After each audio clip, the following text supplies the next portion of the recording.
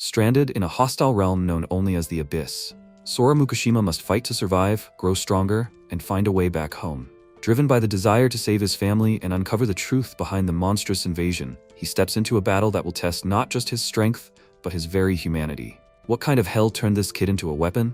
Let's find out. The story began with Sora Mukujima, the protagonist, thinking in his sleep that he was here again. How depressing it was here. It was an island covered in smoke, with ruins of Western-style buildings, as if it spoke of the desertedness of the place. Suddenly, he noticed an incredibly powerful man and wondered if it was a man. He said with red eyes to let him come. He would wait for him at the edge of the abyss. In an instant, the protagonist woke up and noticed that it was that strange dream again. His father, Shoya Mukujima, shouted that they were late. MC got up and headed to the bathroom, thinking that he seemed to know the man from the dream. What about the underworld? Did he overdo it with his studies? His father, smiling, wrapped in a towel, put his hand on his head and asked if he overslept today. The protagonist replied with displeasure. Let him stop treating him like a child. He's already 15 years old. He exclaimed, so what? Let him look at his muscles. The protagonist nervously replied that he would never think of it. If they did not huddle in a tiny apartment, he would not have to see him naked every day. The father noted that as soon as he gets rich, he will live in a big house. Both he and Riku will have their own rooms. MC replied that he has been hearing this for 5 years. He laughed and said that life became easier as soon as his brother went to the army. The protagonist, brushing his teeth, thought that he had been there for 3 years already. He himself was planning to go to the army, but then he would have to say goodbye to a stormy life, with a slightly unreliable father who jokes a lot, and with a mother who is strict but very loving. Still, it is good with them. I wish these days would never end. Suddenly, a powerful earthquake began. The protagonist, looking out the window, thought that he always knew that peaceful life would end sooner or later.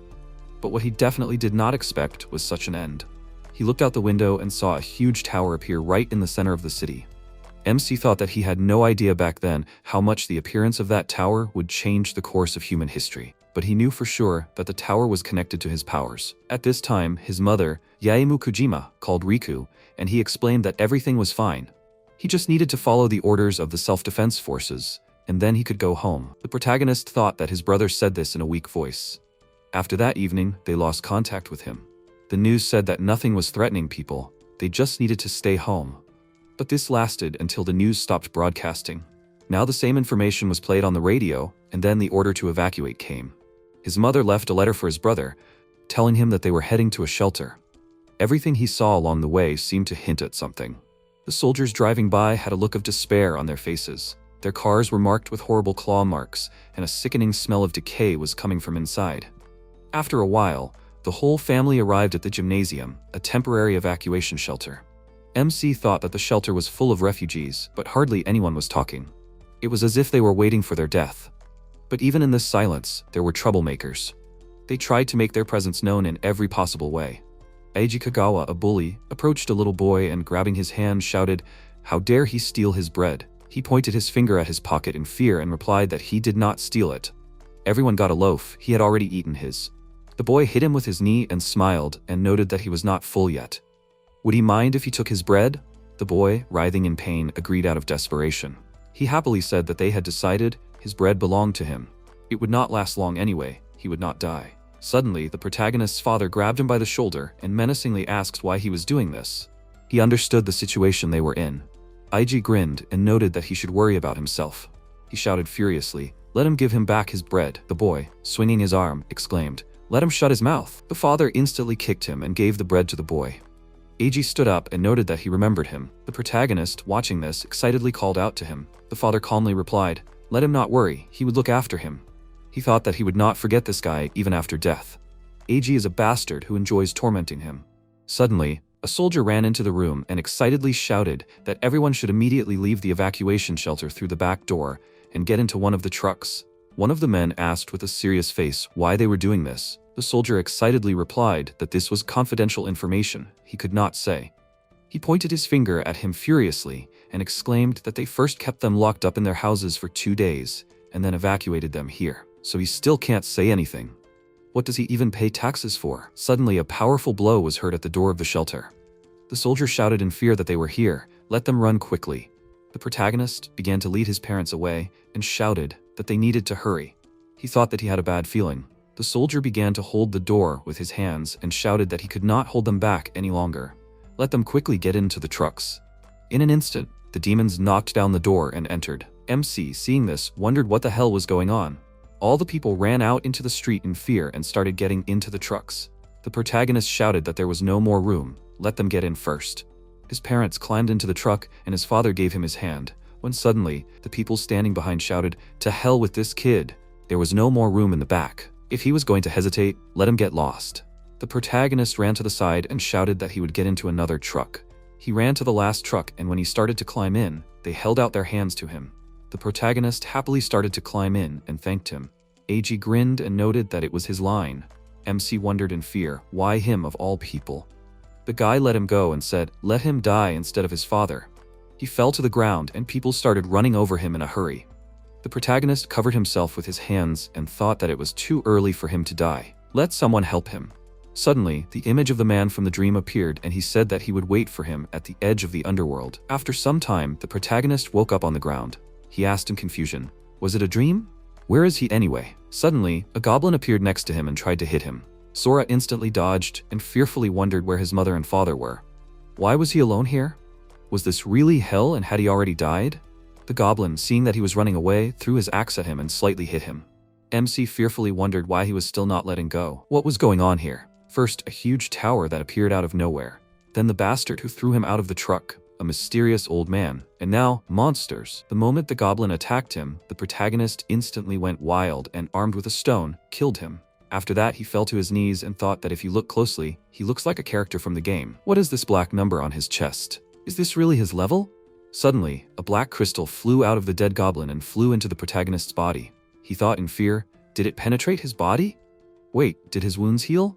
And not only that, he also feels stronger. It turns out that defeating enemies increases your level, just like in the game. There must be others on this tiny island. MC took the goblin's axe and setting off on his way, thought that he would look around so that he would not be attacked suddenly. After some time, he went around the full circle, but there were no monsters or other roads. It turns out that there is only one way out. The protagonist approached the edge of the island, and seeing the floating steps, thought that these steps encircled the island, drowning in the clouds. This seemed doubtful. He began to descend, and thought that in games such an area is the territory of the main monster, and he would simply respawn if he fell. But whether this world resembles the game or not, he will not check. MC, descending, noticed the entrance and thought that he did it. The stairs end here. He went inside and saw a slab with a torch and a mysterious door in front of him. The protagonist approached the slab and thought that he had never seen such letters before, but they formed words that his brain understood. It was written on the slab that the fragments belonged to their carriers. Having collected everything, he would gain the right to leave the abyss. He thought with a smile, what is he in the abyss? He needs to collect all the fragments to get out of here? Good, now he's motivated. If you think about it, that monster was not that strong. He will survive and get out of here. MC walked up to the gate and opened it, thinking that the first tier of the abyss was a territory with an area of 900 square meters. The number engraved on the body of that monster was 1. The second tier was 1,800 square meters. On the monster was the number 2.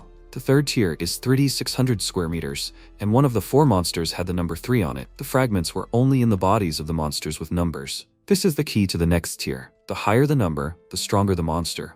But what worries him most is that these keys are becoming more and more difficult to find. The area of the tiers doubles each time, as does the number of monsters. However, he himself is also becoming stronger. As he moves along the tiers, he encounters increasingly diverse monsters. On the 12th floor, he met the monsters that attacked the shelter that day. But now they are no match for him. The main character, having destroyed all the monsters on the next tier, thought that there were so many monsters here that his senses began to dull. When he climbed to the 13th tier, the number of monsters reached 500 million. Finding the key became like finding a needle in a haystack. Some of the key monsters were guarded by groups of other monsters, while others were hiding in tiny caves. But what irritated him the most was the amount of time it took to kill them. However, no matter what it took, he would continue to move forward. After a while, MC climbed to the 42nd tier of the abyss, where the number of monsters was 2,199,23,255,552. He looked at them and wondered, what year was it? No, the concept of time was no longer important. There was only death and carnage.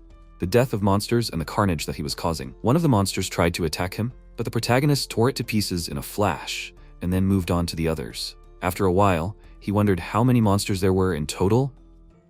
He would note that first. The protagonist walked up to the wall and scratched another number with his nail, asking if it was time to find the key. Suddenly, a huge centipede appeared and destroyed the wall. He remarked that it was an impressive appearance. Could this monster really be the key? The protagonist quickly rushed to attack and thought that no matter how strong he was, it didn't matter. Even monsters that thought they were strong died in one hit. He destroyed the centipede in an instant and thought that for him, any strength had lost its meaning. MC furiously shouted, "Where is the key to level 42? Let this monster appear. It's had enough." At one point, 20 towers suddenly appeared all over the world. Before humanity had time to figure it out, monsters began to emerge from there, practically destroying the human race. Most were killed. That day became known as Doomsday. The few survivors awakened and gained access to the mysterious system. Those who awakened were granted colossal power. Human society was rebuilt. The awakened founded hunter guilds. At this time, the protagonist was chasing after Cerberus and shouted to let him show his stats. Suddenly, Cerberus was bound with chains and a portal appeared in the sky. He thought that he used an advanced teleportation scroll. He needed to stop it and interrupt the teleportation. Could there really be an exit? There really was an exit. MC made a powerful dash and headed towards the portal. A system window appeared, notifying that the summoning from the abyss could not transport more than 2 living beings. He furiously made another dash and thought that he would not let anyone stand in his way.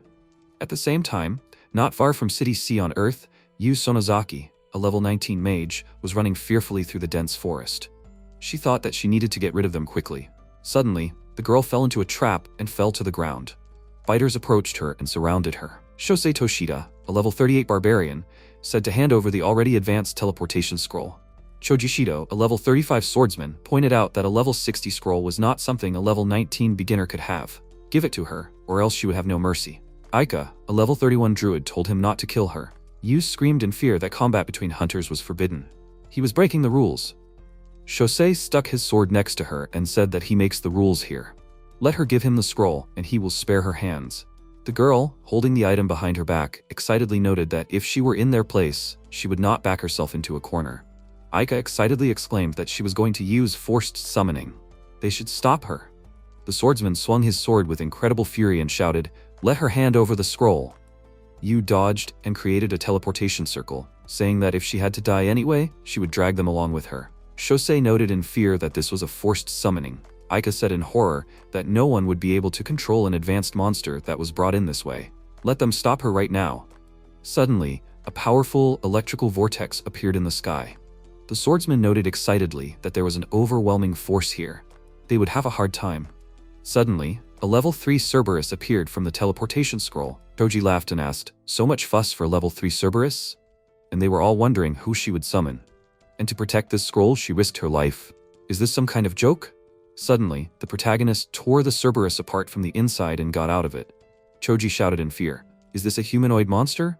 MC shouted with incredible joy that he finally got out of there. He spread his arms out to the sides and began to laugh furiously. Shosei noted with fear that just laughing was making him shiver. Aiku noted in horror, "What pressure? Who the hell is this?" The protagonist approached her and, putting his hands on her shoulders, asked, "Are they on Earth?" She agreed with wild fear. He happily noted that he finally returned home. And were they cosplayers or something? They furiously attacked him and shouted that he should not underestimate the Tiger Roar Guild.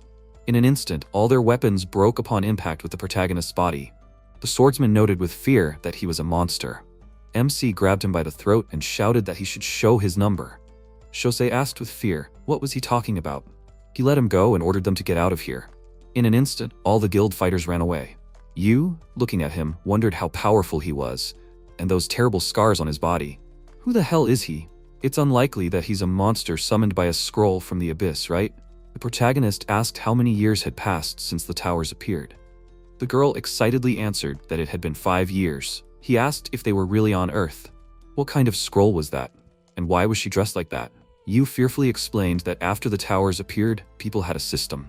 MC asked if the world had changed much in the 5 years he spent in the abyss. She answered that City C had been subjected to 7 major invasions, and she had escaped from there. He thought that this was his hometown. The protagonist grabbed her by the shoulders and asked what state the city was in now. The girl excitedly answered that the place was almost destroyed. But they sent strong people there. They should be able to kill the monsters. He asked with a serious face how to get from here to City C. Yu pointed her finger to the side and said let him go there. With lightning speed, the protagonist set off. She was surprised to think that he went there alone. What a mysterious man he was. She needed to tell her sister all this. Meanwhile, the fighters from the guild were returning back. Suddenly, Fodel, the god of darkness, appeared next to them and noted that he felt his presence. He gives them 3 seconds to tell where he is. Shosei excitedly shouted, "Is he kidding? What is starting here again?" He killed the entire squad in an instant and noted that time was up. Meanwhile, in front of the tower, in the headquarters of the Tiger Roar Guild, the secretary reported that contact with Mr. Shosei's group was lost. The location of you and the scroll is unknown. Richt Mukai, a level 118 storm priest, nervously exclaimed that this was nonsense.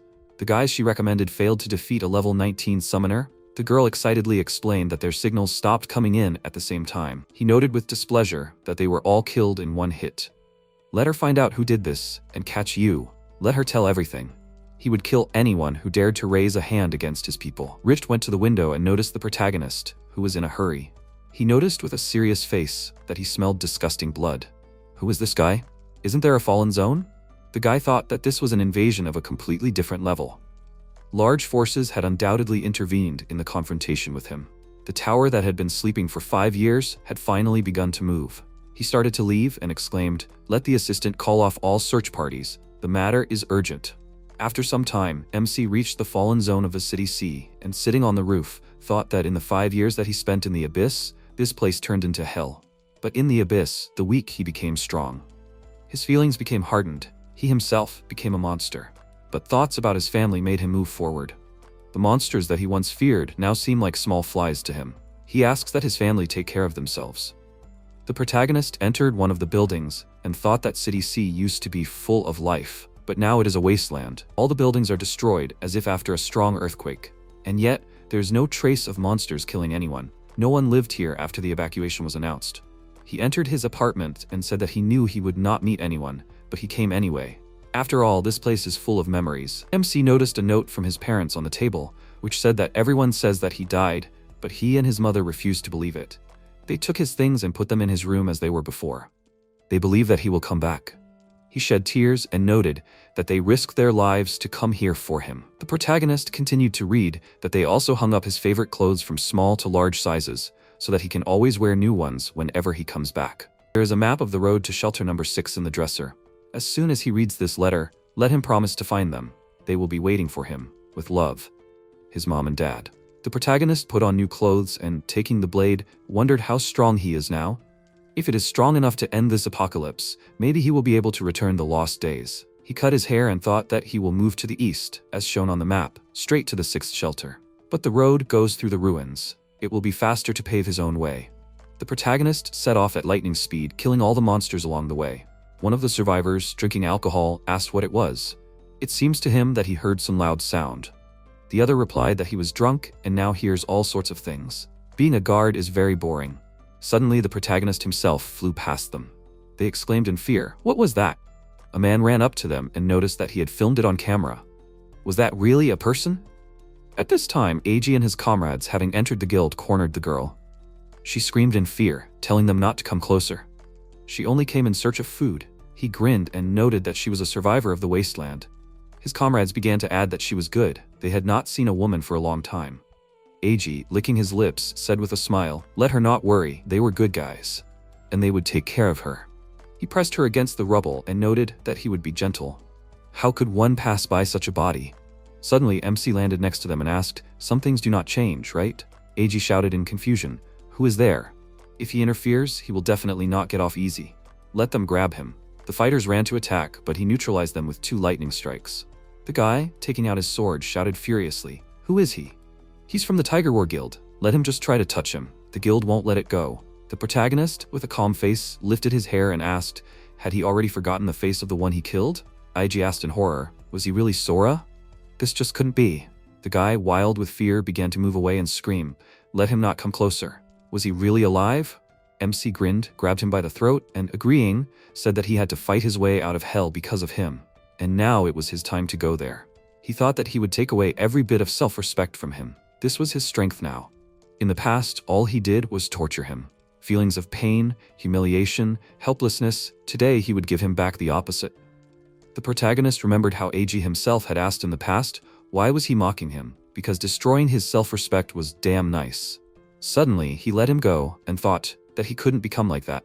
But if such worthless people continue to breathe, more people will die. MC called out to him and noted that he tried to kill him and failed, so he would spare his life. But still, he would not let him just leave. The guy asked in wild horror what he would do. He answered that for 2 years of hell at school, 1 hit. For bullying the weak, 1 hit.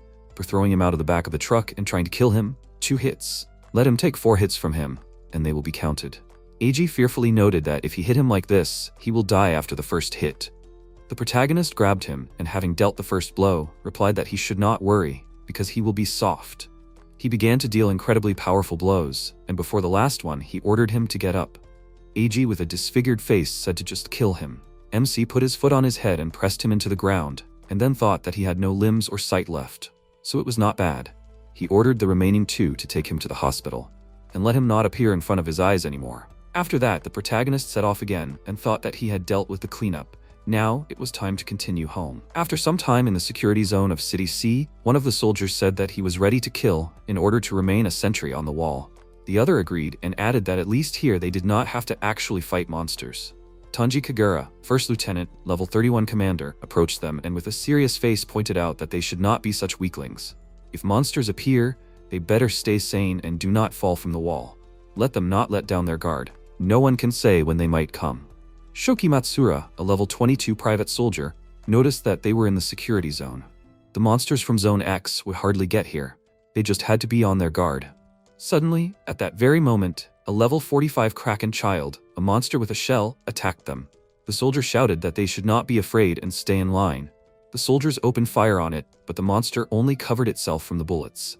Shoki shouted in fear that his level was too high, their weapons were useless. In an instant, the monster made a dash and cut one of the soldiers. The soldier, holding explosives in his hand, ran to attack and shouted that he would show him. Suddenly, the Kraken wanted to strike, but immediately stopped and froze. Shoki asked excitedly, "Did it stop?" Tanji asked in horror, "Did something really scare it?" The soldier ran to attack again and shouted that he did not know what he was afraid of, but this was his chance.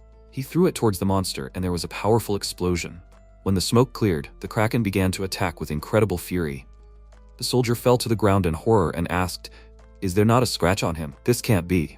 Suddenly, to everyone's surprise, the main character landed on the monster and instantly destroyed it. Tanji, in wild shock, asked that the reason for his fear was him?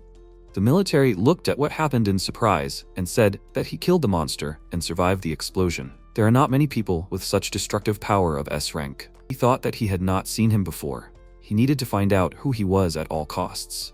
The system announced that the special ability Advanced Level Inspection allows the user to see information about the target. The closer the user in level to the target, the more accurate the information displayed. Tanji looked at him with a shocked look and thought that this could not be. He saw a red warning from the system that he should show his respect. He thought, he does not see any information? He began to fall to the ground, but the other soldiers caught him and asked what happened to him. The lieutenant fell. They should call a doctor. Sora approached one of the soldiers and said that he wanted to ask him something. "How far is the 6th shelter from here?" The soldier looked at him with a frightened look and said that it was 50 kilometers to the north. However, he would have to pass through Area X to get there. There, the advance of monsters is held back. They are lured there to minimize the damage from battles. There are a lot of monster hunters there. The other soldiers approached the monster and were very surprised when they saw rare items left behind by the monster. He looked at them with a serious expression and wondered if monsters drop items when they win in the real world. It all looks very much like a game. He asked how strong this monster was for them. The soldier said that it was level 45, which is a pretty tough opponent. He wondered if even that was difficult for them. He asked how many monsters were in that zone that were higher than level 45. The soldier said with a frightened expression that there were probably no more than 100. Otherwise, humanity would have died out a long time ago. The protagonist calmly thanked them for the information and said that it was time for him to go. The soldier decided to call out to him and said that perhaps the request would sound strange. He bowed and said that, however, he was asking him to go to Area X. A hunter as strong as he was would save many people. He was sure of it. He asked with a calm expression, "The shortest route to the 6th shelter was through this area, right?" After receiving a positive answer, he immediately agreed to this request. He said that he would go through Area X and kill any monsters that were unfortunate enough to get in his way. Sometime later, at the military camp on the front lines, The lieutenant woke up after losing consciousness, and Shoki happily said that he had finally woken up. Tanji sat up and asked how long he had been unconscious. He said it had been about 10 minutes. The monster dropped recovery items. It had worked well. He asked with a serious expression, what happened to the man who saved them? He said that the man had gone north. He was very surprised when he heard this and asked what he had just said. He looked at the lieutenant and said that he went to the 6th shelter. He looked at him intently and asked, did he go through Area X? Shoki agreed and said that he didn't seem to care. He didn't hesitate for a moment. Tanji turned away with a displeased look and said that he should contact the main command center immediately. The soldier was very surprised by what he heard and asked, should they contact the main command center? The lieutenant was sitting on the edge of the bed and thought that there were about 10 minutes left until the appointed time. He should make it in time. The soldier came back and said that he sent a message on the emergency radio. However, why would they contact the command center? He gave Tanji the phone and he said with a serious expression that this mission was different from the previous ones. The information was highly classified, so they didn't know anything. Area X, which serves as the base for the mission, is no longer where they hold the monsters. It is a bombing zone. At the same time, the military girl turned around and said that there was an emergency call from Area B-22. The chief commander Renji Kumagaya, a level 58 flame mage with a calm expression, said that she should connect them. She agreed and began pressing the buttons on the keyboard. Tanji's image appeared on the large screen, and he said that the communication code was BW342222. This is Lieutenant Kagura. New information has appeared. A mysterious hunter has just gone to the bombing zone. He does not know about their mission. The commander looked at him with a calm expression and asked if he called to report his mistake. He refused and said that he felt it was urgent to inform him of the upcoming bombing. This man is very strong. We cannot allow him to die. Renji calmly asked what level this hunter was. The lieutenant with a worried expression said that he did not know. He, with a thoughtful expression, said that a hunter with an unknown level did not follow the rules and went to the bombing zone. He wanted him to contact him urgently. The girl said that he would most likely be dead by the time the message got through. He laughed at this and said that he lacked brains, but had a talent for humor. It seemed that they had not been trained well enough to be left alone. He was in no position to interfere with the affairs of her subordinates, but if he reported her to his superiors for obstructing the progress of the mission, she would be held accountable. Western Commander Mi Tonosaki, a level 73 golem tamer, looked at the idiot and wondered, was he seriously going to set up his own man when they needed to deal with the enemy?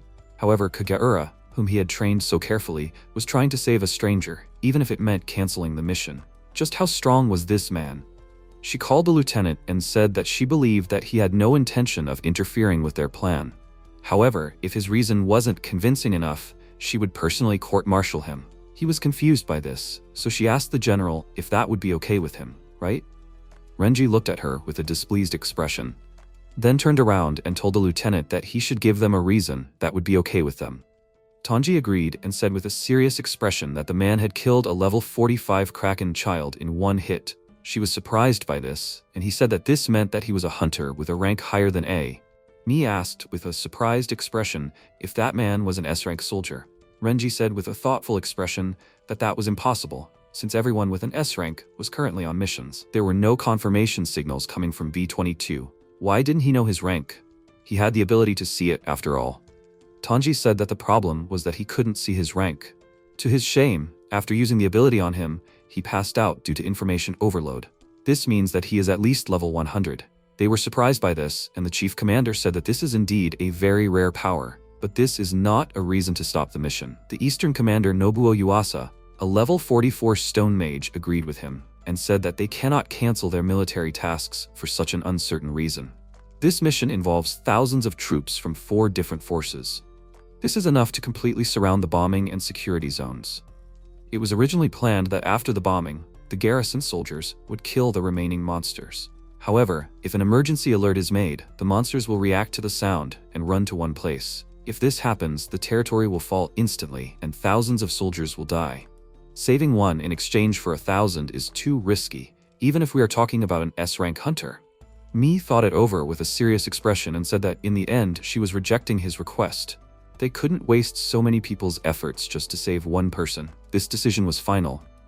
Tanji was very surprised by this, and the device immediately ended the connection. He squeezed the device in his hand in anger, and Shoki said with a worried look that he had done everything he could. He agreed and said that the end result was important. He looked down and noticed the car keys hanging from his belt. He stole the keys, and the lieutenant said loudly that he should go back because the bombing was about to start. He didn't listen to him and got into the car and said that there were still 6 minutes left. Tanji called out to him loudly and asked if he wanted to be court-martialed. He had to go back immediately. He didn't listen to him and drove to Area X anyway. The soldier called out to the lieutenant in surprise and asked if they should give him back. He said with a serious expression that they don't have to do that because he made the decision himself. He is sure that he understands what he is doing. Shoki continued driving along the road and thought with a tense expression that he must make it in time.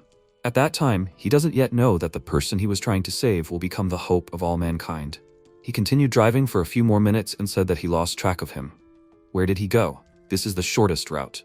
If you can't find him, does that mean he's moving faster than the car? Next up is Zone X. Maybe he should turn on the loudspeaker? He'll definitely hear it, but it will also alert the monsters. Time was running out, so he reached for his radio and said it wasn't important. He was about to start talking and thought he was a disgrace to the army. He said loudly that this was the soldier he helped earlier. This zone was about to be bombed. He needed to evacuate immediately. He repeated his message again, and MC, who was fighting the monsters, heard him. He turned around at the voice and said that now it was clear why there were no hunters in the area. The monsters weren't a threat, but he wasn't sure he could survive the heat from the explosions. He should avoid pointless risks. That soldier had put his life on the line just to warn him. He couldn't let him die here. Shoki looked out the window of his car and asked if he heard it. There was very little time left. He noticed monsters walking towards him and said that he had indeed attracted the attention of the monsters. He was about to leave and said that he needed to get out of here. However, he was still there. At that moment, he very quickly killed the monster that was walking towards the car and knocked on the window. Shoki opened the window and said that he was incredibly glad that he was alive. Sora asked with a serious look, "What does it mean that the zone will be bombed?" The private looked at his watch with a worried look and said that time was up. At that moment, planes started flying above them, dropping bombs on Zone X. Many large stones flew into them due to the explosion, which scared the soldier very much. The protagonist calmly lifted the rocks in front of him to protect both of them from these stones. The girl at the military base called the major general and said that the bombing was over. Renji said with a serious expression that they should use the drones to find out how many monsters they killed and where the survivors were heading. She said that the drones did not detect any signs of life. He looked surprised by this and asked where all the monsters went. She said with a shocked expression that they were still in the bombardment area. The ones in the center of the bombardment were completely unharmed. He said with a displeased and surprised look that this couldn't be. Mi asked what the drones were showing. The girl pressed the buttons on the keyboard and brought up the image on many screens. She looked at it and wondered, were those the shields? Did the monsters do this? Wait, is there a person next to them? The girl said loudly that the monsters attacked the drones. They lost all contact with the drones. She asked with a serious expression.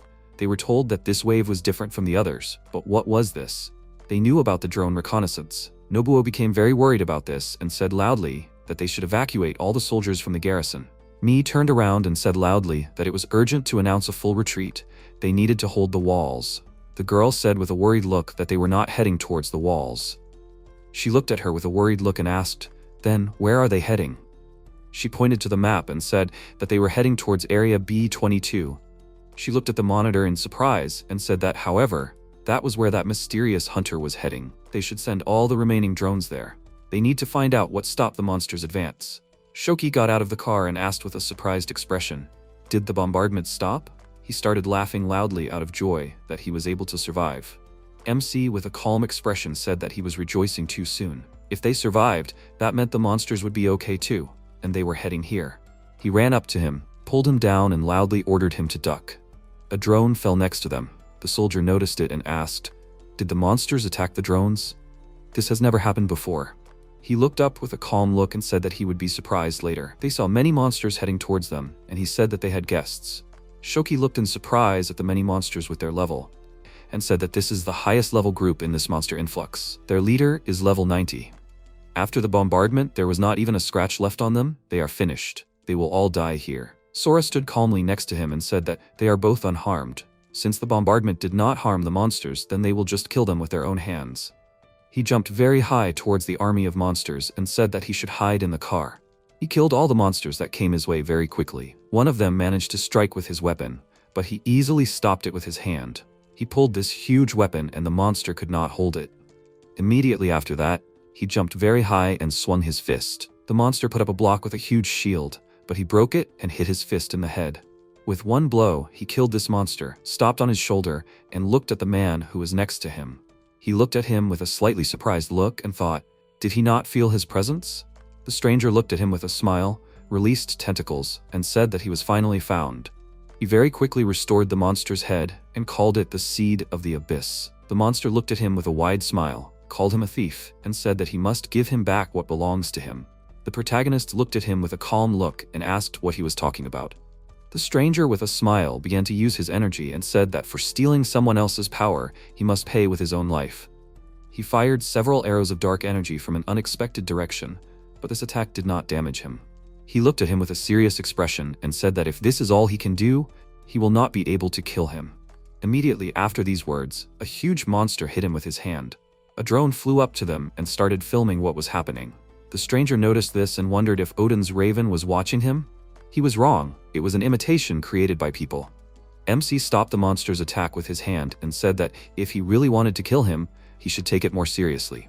Immediately after that, he attacked him very quickly, but the stranger disappeared at the moment of his strike. He appeared on the roof of a building nearby and said how disgusting it was to be watched by vile people. These low-grade creatures irritate him. He pointed at the drone with his hand, after which one of the monsters immediately destroyed it. He looked at the sky and said that they must destroy every observer. The military man who was hiding in the house looked out the window and said that he broke his drone. He thought that, however, he somehow managed to complete his task. The reason why the monsters changed course is because of him. He is a hunter who faced the influx of monsters alone. He did not notice the monster who approached the window and said that he needed to report it to the commander. He noticed loud sounds nearby, after which the wall was pierced by the monster's tentacles and immediately realized that he had been discovered. He was unable to escape from the monster and began to scream loudly in pain, which was heard by Sora, who was standing near that building. The stranger began to laugh very loudly and told his servants that they had to kill them. He looked at him with a serious expression and remembered what he had promised the soldier. Shoki tried to start the car, but due to the breakdown, he could not do it.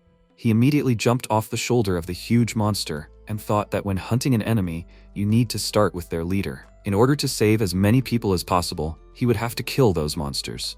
The huge monster tried to attack him with its fist, but he dodged it and thought that after merging with this person, the monster's striking power increased. A stranger began to crawl out of his shadow, which he immediately noticed and said that he was very persistent. The protagonist noticed his face and thought that they were somewhat similar. His opponent pulled out a sword made of dark energy, from which he felt a powerful surge of energy and danger. He swung his sword, again called it the Seed of the Abyss, and said that it would kill him. He struck and said loudly that this was his destiny. He dodged this blow, after which he struck his hand with a very strong fist. Because of this, the stranger dropped his sword, and he immediately grabbed it. Immediately after that, he struck a strong blow with a sharp movement, but his opponent managed to disappear again. MC noticed that he appeared on the shoulder of a huge monster and wondered, did this not work either? Maybe he just imagined it? The surge of that energy is very similar to the power of the abyss. The stranger looked at him with a very displeased expression and asked, stealing someone else's weapon, is that all he can do? He waved his hand, causing the sword in his hand to disappear, and he thought that this was definitely the power of the abyss. It seemed like it had a lot of uses that he didn't know about. This fight was going to be long. First, he needed to get that soldier to safety. He walked up to the car and asked, he wasn't afraid of heights, was he? Shoki said that he wasn't afraid of it. Immediately after that, he lifted the car and said that he would have to fly. The stranger loudly called him a fool and said that he should not treat the power of the abyss so lightly. He created a large ball of energy above his head and said that the strong do not exist to protect the weak. He used the Eye of Darkness technique and loudly said that they exist in order to become even stronger. He launched this huge ball at him and loudly said that he should die along with this weakling. Sora looked at it with a calm expression and thought that it was too fast. Even if he ran, it would catch up. He put the machine on the ground, jumped up to this ball, and loudly said that in that case, he should just destroy it. He threw a punch and thought, did he fail? It seems that he did nothing at all with this attack. He noticed another clot of energy that was inside and said that it turns out that this is the true form. He was distracted by the fact that he heard Shoki scream loudly in fear. He turned around and saw dark energy attacking the car. He said with a worried look that he should get out of the car. He looked at the streams of dark energy with a scared look, but the stranger said that he should not be afraid. He would return him home. Immediately after that, he pierced the car with several stakes of dark energy. The protagonist became very angry because of this and began to attack these spikes of energy. His opponent stood on the roof of the car and said that he did not need to be so zealous. He did not answer him anything to this and broke the spikes with his hand. He took Shoki out of the car with the energy and said that as he could see, he was not dead yet. He showed his face while he was suffering because of this energy and said that it was even smiling at him. He used the necromancy skill and began to laugh very loudly. When he calmed down, he said that he had such a wonderful destiny to watch those he cherished die before his eyes. MC walked towards him with a serious expression on his face on the spikes of energy and looked at him. He remembered his past and asked if he also liked to destroy other people's self-esteem. The stranger used the skill Obsidian Storm to attack him and said loudly that he shouldn't state the obvious. He continued walking towards him, didn't dodge the many rocks that left wounds on him, and asked if he really thought so. He jumped to the ground, swung his fist, and said that trash like him really pisses him off. After that, he delivered a very strong punch, broke the spikes of energy, and threw the car into the air. As soon as the car hit the ground, he jumped higher and caught Shoki, who had become a zombie. He looked at him with a mad smile and tried to attack, but it was pointless. Sora locked him in the car and apologized for dragging him into this. Immediately after that, he turned to the stranger and ran towards him very quickly to attack. He punched him, but he disappeared again and said it was useless. He appeared behind him with a sword in his hand and said that a newbie who couldn't even handle the power of the abyss couldn't hope to defeat him. Unexpectedly for him, he turned around very sharply and threw him aside with a strong punch. After this attack, he wiped the blood off his fist and said that he was no match for him. The monster ran up to them very quickly, and the stranger couldn't believe what had happened. He looked at him in surprise and asked how he could hit him. The protagonist flew up to him with incredible speed and told this idiot that people tend to grow. He became worried when he noticed him and immediately moved to the monster's shoulder. He looked down with a very displeased look and asked loudly if he had really learned to control the power of the abyss by watching his actions. He lost sight of him and asked loudly where he had gone. He turned around abruptly and saw him appear behind him and already raised his fist to attack. He immediately teleported to the roof of the building and said that he was a harder opponent than he expected. MC looked at him with a serious expression and said that he could escape from him, but he would see how he escaped from this. He threw a very strong punch and released a powerful energy that cut off the monster's arm and destroyed the building. It began to recover again, and he thought that then he would aim for the core of the real body. He grabbed the dark energy coming out of the monster's body and said loudly that he would be crushed. The monster could not believe it. His attack worked and this huge monster began to disappear. He looked at the stranger who was standing next to him and said loudly that he would be next. He began to concentrate a large amount of energy above his head and said loudly that he would remember this. He used the Shadow Unity skill and began to suck out the dark energy from the monsters that were standing nearby. Due to the large amount of energy concentrated in one place, a very strong wind arose. As soon as he finished using his skill, he immediately disappeared. Sora noticed this and asked, did he use such a technique just to escape? He threw his jacket on the ground and said that his clothes were ruined. He looked at the photo with a serious expression and said that it was good that at least the photo of his parents was intact. He returned to the car where the dead Shoki was lying, opened the door and said that he probably had a family waiting for him too. He took the token from him and then buried him nearby. As soon as he finished, he started to leave with a serious expression and thought that he would come back with him. It was unlikely that the guy using the shadows was finished. He had absorbed so many shadows that he could attack at any moment. He couldn't let him get to the shelter first. He ran very fast and thought that he needed to get there as soon as possible. After some time, Mi came to the scene and loudly told the soldiers that a squad of drone operators should thoroughly inspect the area. They should make sure that not even a mouse could slip past them. The rest should remain extremely vigilant. A soldier looked at the tablet screen with a very surprised look, called out to the commander, and was about to say something about the monsters. She looked at the battlefield with a serious expression and said that they were all defeated. She turned to them and loudly said that he should check the drone recordings and report back if he found anything. She looked at the battlefield and thought that there were clear signs of a past battle. That strong hunter that Lieutenant Kagura reported not only survived the bombardment, but also destroyed all the monsters from the influx. One of the soldiers loudly called out to the commander and said that the memory card in this drone was not damaged. He will show the recording right now.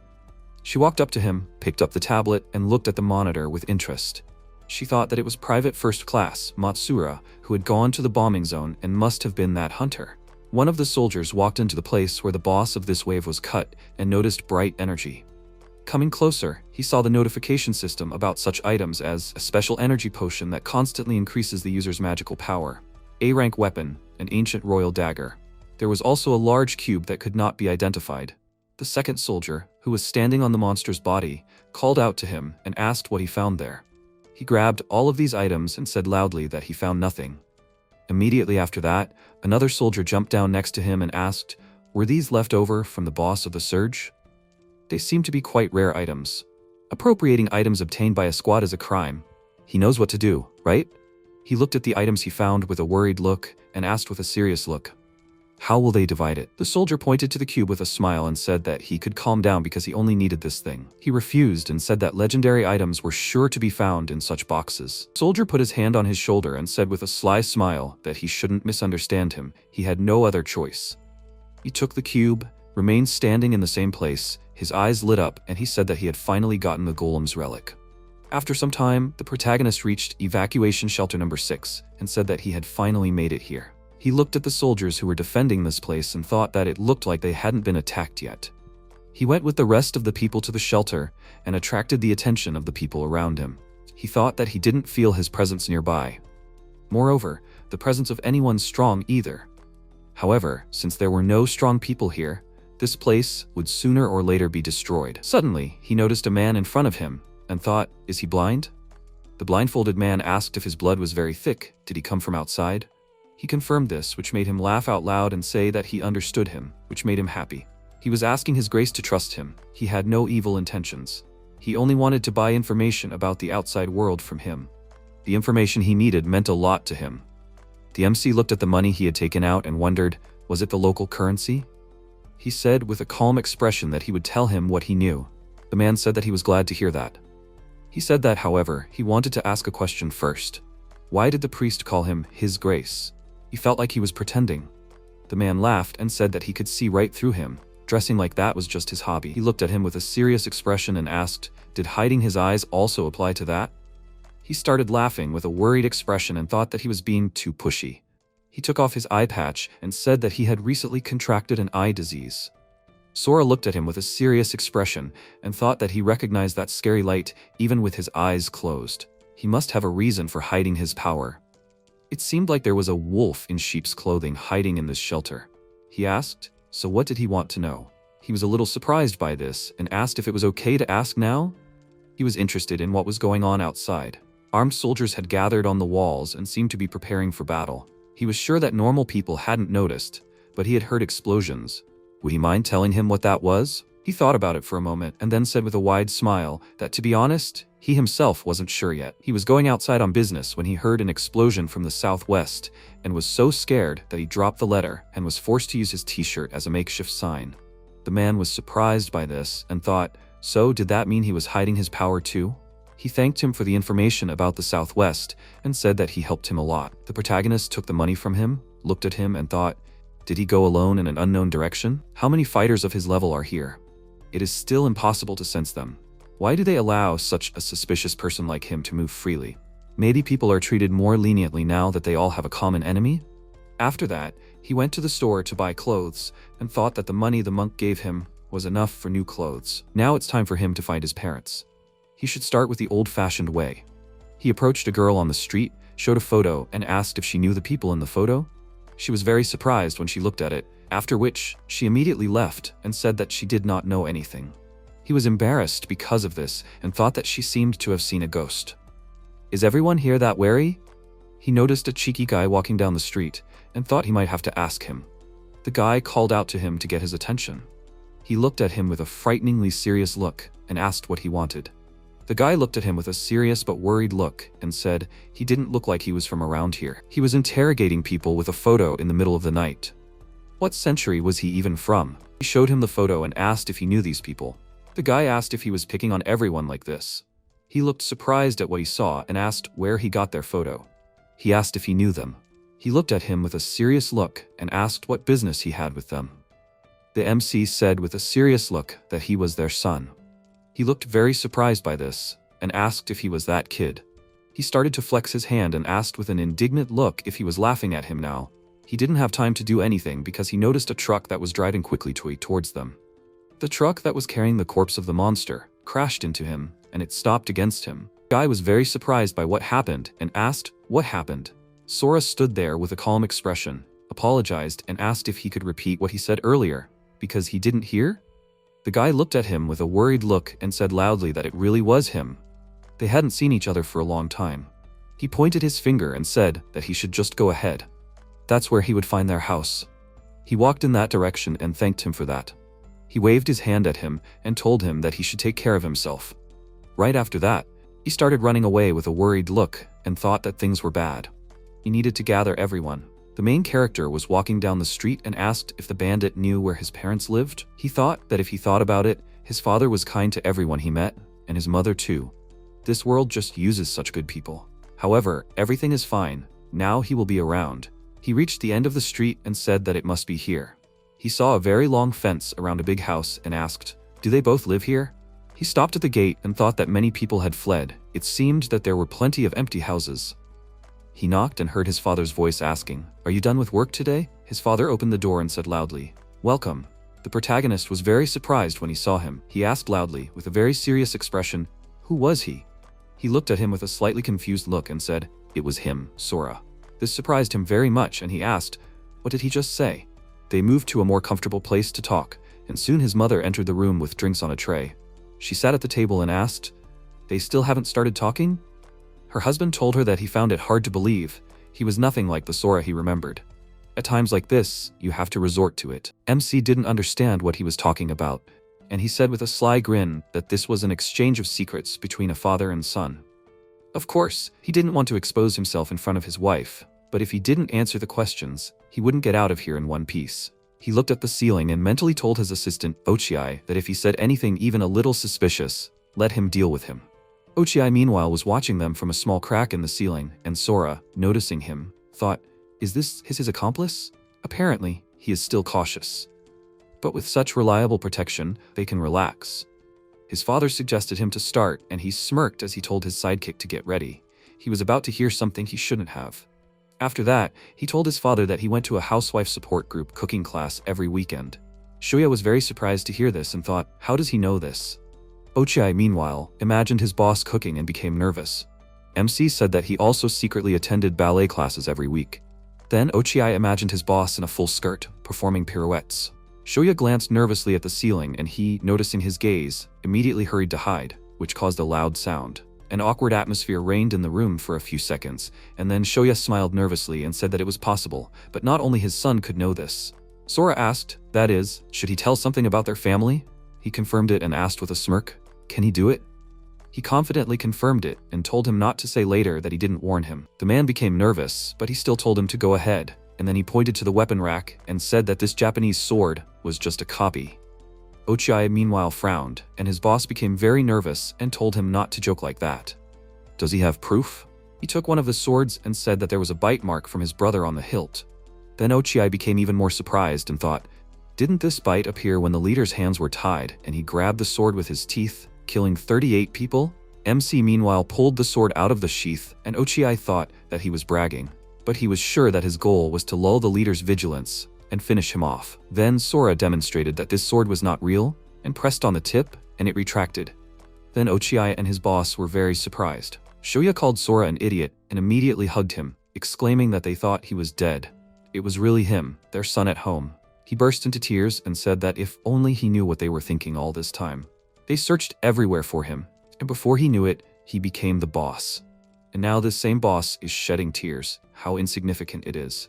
He asked his son to bring that man down, while Ochiai thought that the boss had spent his whole life under a rain of blood, and he had never seen anything like this. He suddenly realized that he had caught the head of the family, a man who valued honor above all else, in such a state, and he became very nervous. He decided to quickly leave there, so as not to be killed for this, but MC punched his hand through the ceiling and grabbed his leg, smiling and saying that his father wanted to talk to him. Now there were 4 of them sitting at the table, and Sora's father said that out of all his guards, he was the most talkative. MC continued for him, saying that if word got out, it would be all his fault. Poor Ochi cowered in fear and swore to keep his mouth shut, and they both loomed over him menacingly, and he thought that now he had no doubts.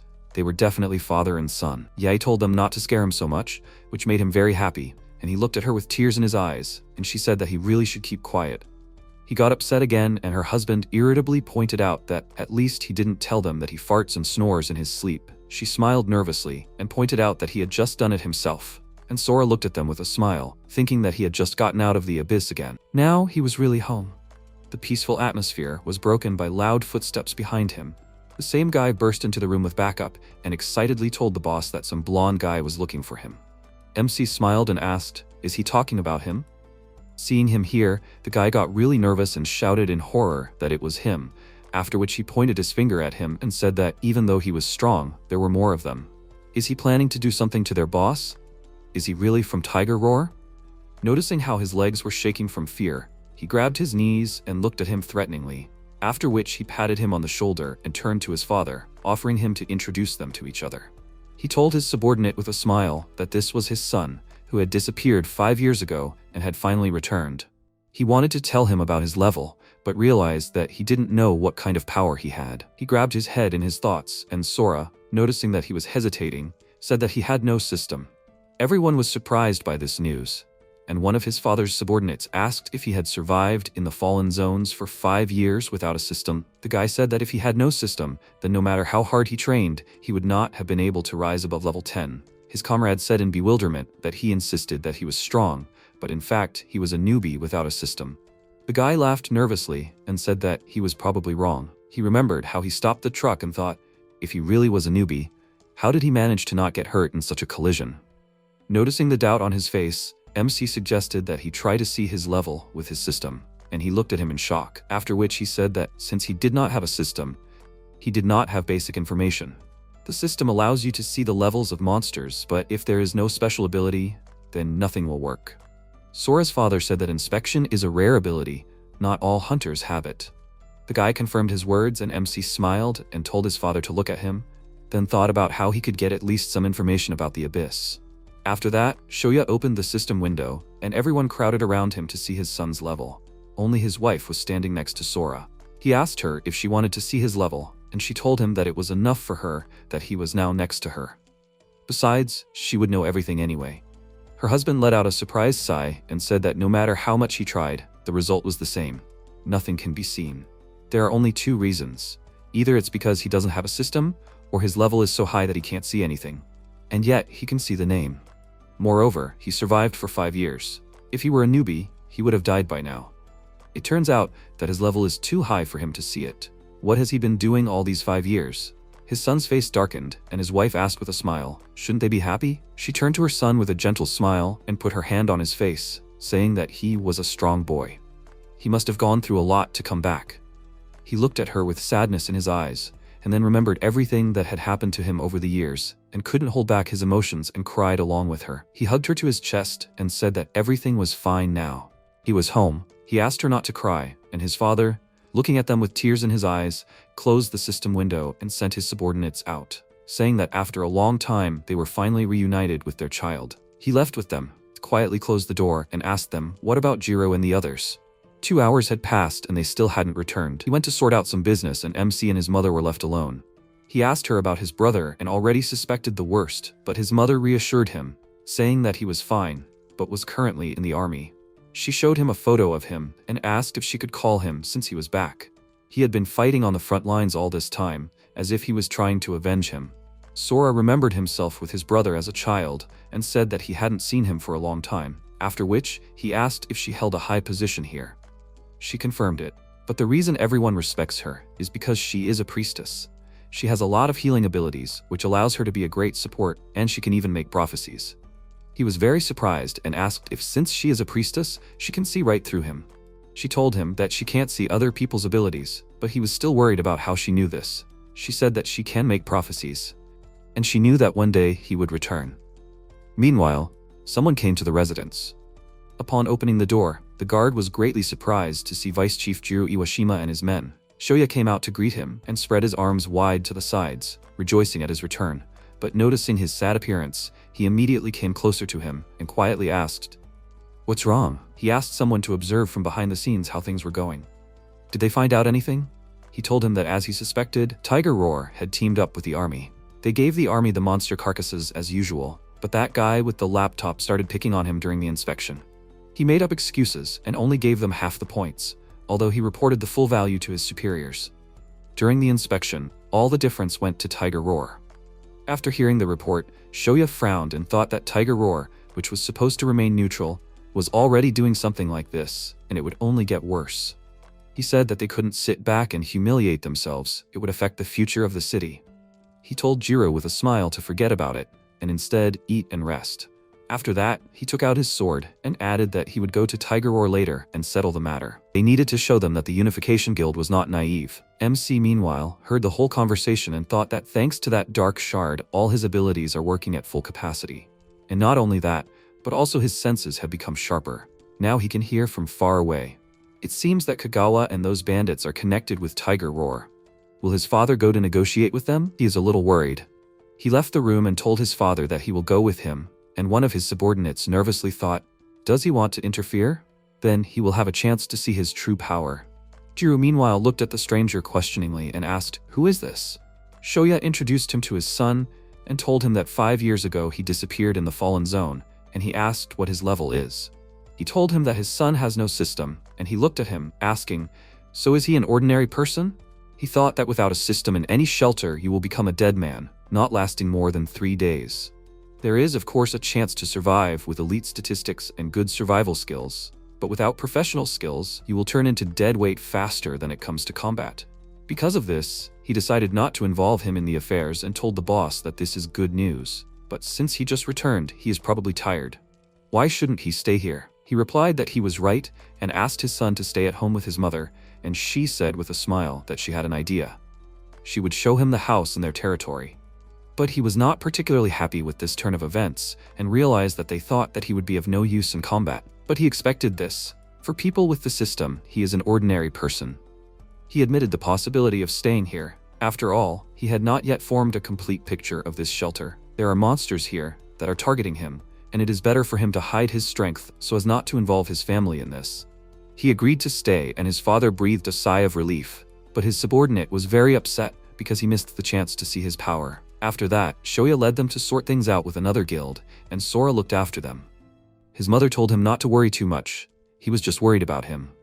They met after a long time, of course. He does not want to put him in danger anymore. He wanted to object, and she patted his head, assuring him that everything will be fine, he is strong. She constantly turns to visions to see the future, and they say that he will return safely.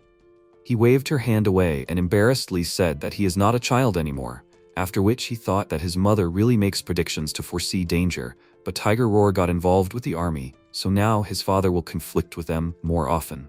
He asked what the situation was in the shelter, and why did Tiger Roar treat them badly. She told him that after the Day of Judgment, the hunter guilds founded by the Awakened joined forces with the military to manage the shelters. His father created a unification guild and cooperated with the military here in the 6th shelter, hoping to find him. The guild grew a lot, as everyone in them was driven by the desire to find their family members. They are busy maintaining order, collecting supplies from the battlefield, and fighting monsters while the military participates in breakouts and attacks on the towers. His father is kind, then he is reluctant to send his people to help with the breakouts. That is how he managed to keep this place intact for 4 years. But a few months ago, a large hunter guild from the 4th shelter, Tiger Roar, came here to establish a branch. Since then, conflicts have not stopped. MC asked why the military didn't intervene, and she told him that the enemies were getting stronger and the army couldn't hold them back anymore. But Tiger Roar volunteered to clear the tower, and their strength had become so great that the military had to rely on them. Information about going to the tower is so valuable that it can't be ignored. Moreover, Tiger Roar has an awakened one who was chosen by the tower deity, Ezra. He is their trump card. Sora became interested in the tower deities, and his mother explained it in more detail. There are tower leaders. Their power is almost comparable to that of a god in a close sense. If he passes the test of a deity, he will become an Esra and receive divine power. They are considered gods outside the towers, and they also become guardians inside the tower walls. Tiger Roar currently has the most Ezra. Since each Ezra has absurd power, Tiger Roar is quickly acquired by all the neighboring guilds. The locals love his father's guild, but they have never cleared the towers. They are the only guild that is suffering without Ezra. MC noted that the situation was pretty bad and asked if people loved the guild, then why did they act like Yakuza? His mother told him with a smile that it was just her personal preference, and he looked at her with a strange expression. She took him to another room and asked what the difference was. Everyone was happy after all. She pushed him into the room and told him to take a bath. He was tired, right? He should call her if he wanted her to rub his back. He felt uneasy and said that he could handle it himself, and she remarked that he had really grown. When she left him alone in the room, he closed his eyes and concentrated. Feeling her moving away from the room, he thought that it was good that she left. He had no idea that the situation was that serious. But he couldn't help but worry about his father. So he went to the window, opened it, and went to help him.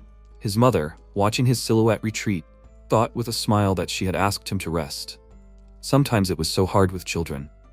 Sora's father went to the Tiger Roar Guild with the members of the Unification Guild. Meanwhile, his son was on the roof of a building nearby.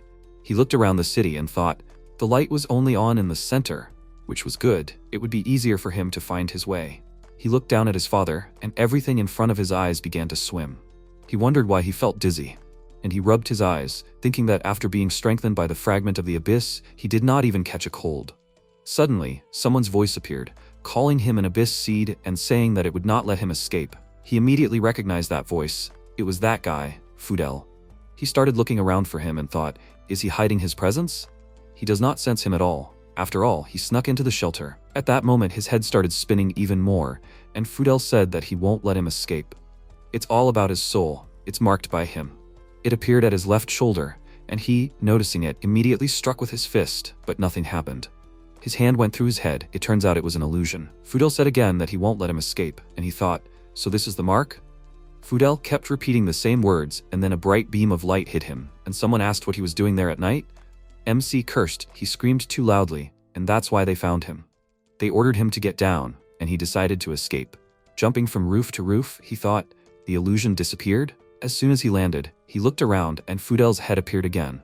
He remembered the moment when the illusion disappeared and thought, was it because of the light then? He decided to check it out and stood under the light of a street lamp and realized something. If he is in the dark for 7 seconds, the mark is activated and he starts to feel dizzy. When he loses his composure, the line changes. He decided to try it and Fudel appeared, saying through his mouth that his soul was marked by him. Passers-by who heard such phrases thought that he had 8th grader syndrome, and he thought embarrassedly that he was the only one who saw this face. He decided to take a walk and thought that when he went out into the light, a shrill noise began to be heard in his head. After a while, the mark goes away and he stops seeing it.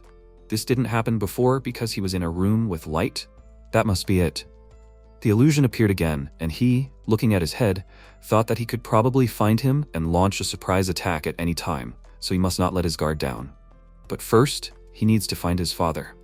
Fudel kept repeating the same phrase, and he couldn't take it anymore, and told him to shut up, which made him catch the gazes of strangers. He walked through the streets of the city, and when a car passed by, he only made sure that he didn't appear in the light. If it was like his mother said, then the military no longer needed the Unification Guild, which meant that his father was in danger.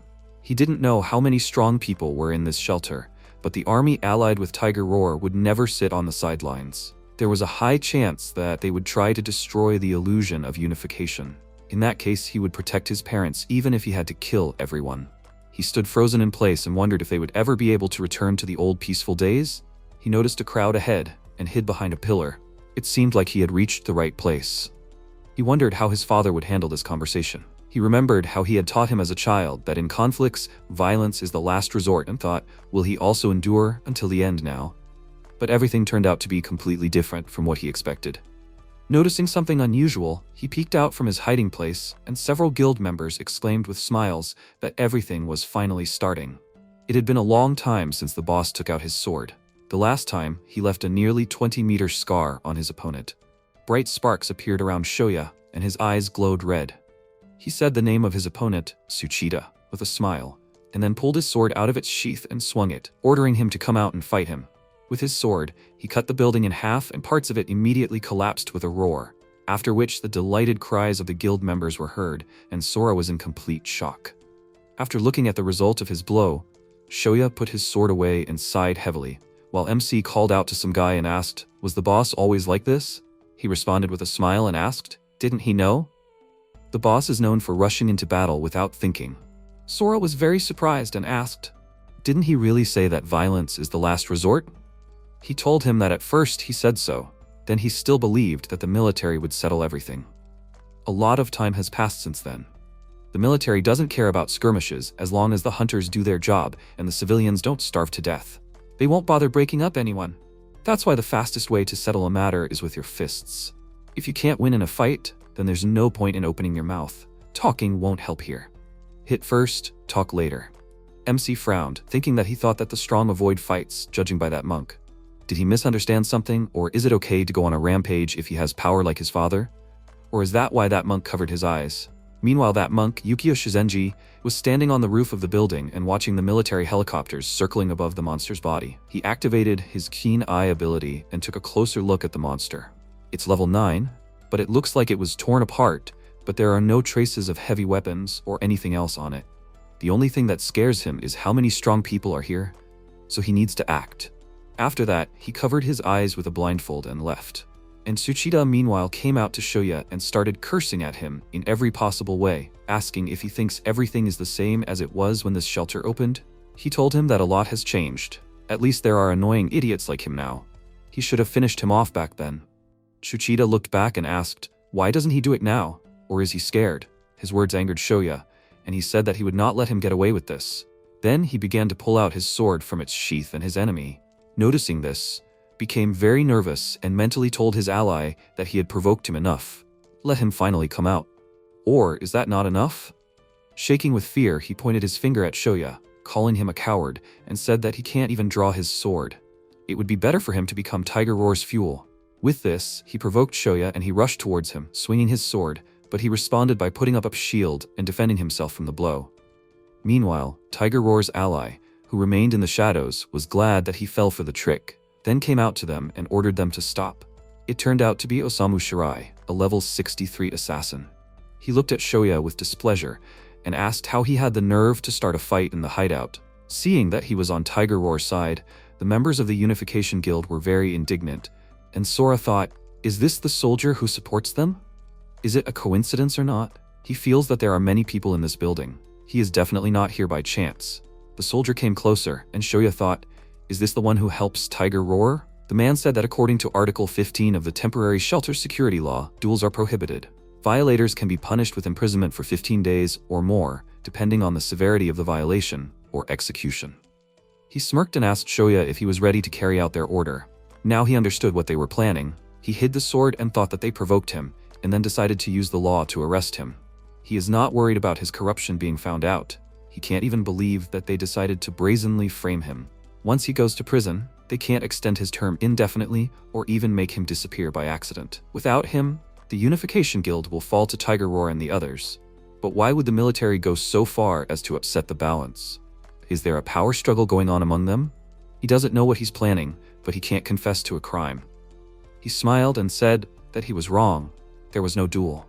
As someone who supports the Unification Guild, he can't confess to a crime without evidence. The soldier then pointed to the cut on the house and said with a smirk that this sword mark was clear evidence. Shoya chuckled and said that he must be joking. True, this was evidence, but only that he was trying to redesign the building, not start a duel. Osamu approached him and said that he seemed to be misunderstanding something. It's not up to him to decide this. If he says this indicates a duel, then it is. He lost the moment he came here. Now he should just give up. Noticing the many armed soldiers in the building, Shoya became nervous, and his guild members began to support him, and the guy exclaimed that since they decided so, they need to fight them. Their boss told them to wait. They are also in the kill zone, so they will not shoot at them. Osamu chuckled, and Shoya, looking at his level, thought that it would be difficult to quickly stop the killer. But if he takes Tsuchida hostage, he can break through. When Tsuchida noticed his gaze on himself, he became very worried, and when Shoya began to take out his sword, they prepared to attack. Tsuchida activated the shield and thought that he was not the weak link. The agent's defensive capabilities are not like other classes. He can analyze more incoming attacks. At this distance, he is able to block. The sword shield can only withstand swords. The level of this confrontation is much higher and can handle a full-scale attack from a level 69 warrior, even though it's nothing to him. Shoya can't do anything to him with it. Filled with confidence, he ordered him to surrender, and Osamu asked if he was okay with going himself or being thrown into prison with his comrades. Let him decide. Shoya remained silent, and his second-in-command called out to him with concern. Trying to make a decision, he gritted his teeth and his energy began to sparkle. But then, everything went silent. He didn't pull out his sword, but handed it to the soldier, which surprised the other strong ones, and he said that he did it wisely. His guild members thought that this blow was for show, but the others sided with the boss, and Jiro remained silent. He received a signal from the boss. When he raises his sword, it means to prepare. When he lowers it, it means to attack. They don't know that he and the boss have such signs. He gathered more strength in his hands, and Shoya meanwhile dropped the sword from his hands and it disappeared, which surprised Tsuchida greatly. Shoya took advantage of his confusion and rushed towards him, ignoring the soldier, and he quickly pulled himself together and thought that none of this mattered. This shield has a spell that blocks sword attacks. Seeing his opponent draw his sword, he smirked and thought that even a level 69 person would not be able to cut through his shield, let alone him. But he did not expect that someone would help him. Jiro used his abilities and covered the tip of his boss's sword with many stones, due to which he was able to easily break through his defense. Since the sword turned into a hammer, the shield immediately shattered, and Tsuchida realized that he had screwed up. At that very moment, Shoya threw away his sword and reached for him, but Osamu figured out his plan and rushed towards him, pointing his dagger at his neck, and exclaimed that if he touched him with a finger, he would be executed. Jiro, meanwhile, clenched his hand into a fist, and a wall of thorns grew in front of the assassin and blocked his entire path. His dagger sank into the thorns and a piece of stone flew off, and Shoya continued to walk towards his opponent. Tsuchida stepped back and told the soldiers to kill him, and they opened fire on him. Jiro continued to support the boss. He waved his fingers, and a stone wall grew, blocking them from the gunfire. Shoya smiled and thought that if he could just stop him, they could retreat.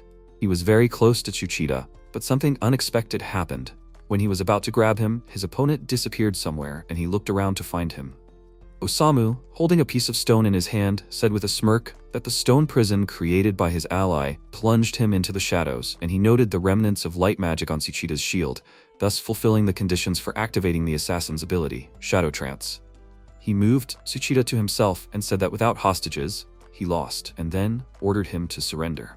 But for some reason, everyone was very surprised when they looked at him. Even his soldiers nervously called out to him, and he asked what surprised them so much. MC put his hands on Tsuchida's shoulders, and Osamu disagreed with him, asking what was surprising about that. The soldier didn't even turn around out of fear and thought, who is he? Is he Shoya's backup? But how did he sneak up on the killer? He doesn't know who he is, but he is definitely his enemy. Whoever strikes first will win. He will have to take advantage of this. He put his hand on the potion bottle, and Tsuchida, noticing this, became nervous and thought, this is a deadly poison that Tiger Roar prepared to kill a level 90 monster. When did he manage to steal this? Osamu rushed forward, then turned around abruptly and threw 2 blades smeared with poison at Sora, which made his father very worried about him. The poison began to spread around the area, and Tsuchida covered his airways with his hand, thinking that it would kill everyone.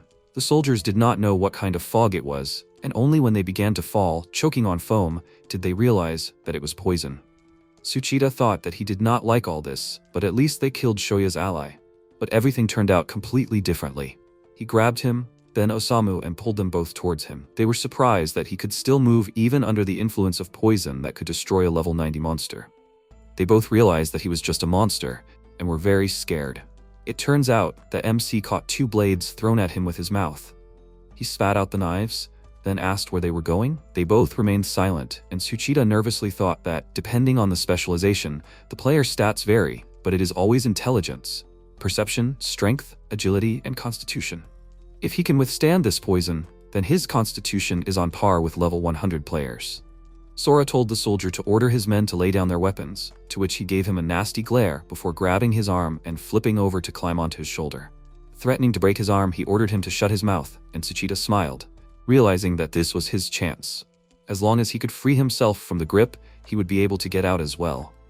But MC quickly stopped their attempts to get out and delivered a powerful punch that sent the 2 of them flying to the side. They both flew past his father and hit the wall, causing dust to rise. Clearing his throat, Shoya turned around and was greatly surprised that his son could do such a thing to them. And at that very moment, the assassin's body began to emit static.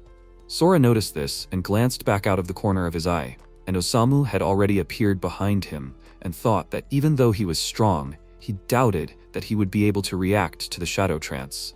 He stabbed him in the back with all his might, but he found that he couldn't pierce his skin and realized that his body was like steel. No matter how much force he applied, he couldn't push the dagger further and became very nervous. When he tried to pull it out, he couldn't do it, and MC took advantage of his confusion to strike. Before his fist could connect with his face, Osamu threw his upper body back and immediately increased the distance between them. But despite his dodge, he still got hit and thought, what's going on?